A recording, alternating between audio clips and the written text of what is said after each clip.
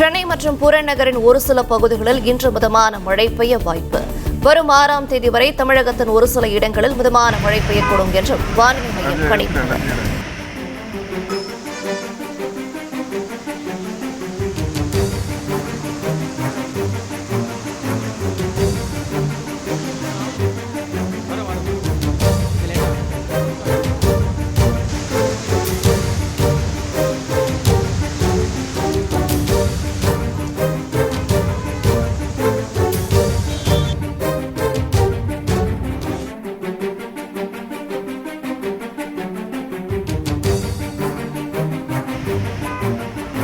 Play store மற்றும் app ஸ்டோரில் இருந்து பாலிமர் செயலியை QR கோடு மூலம் பதிவிறக்கம் செய்யுங்கள். செய்திகளை உடனுக்குடன் பெறுங்கள்.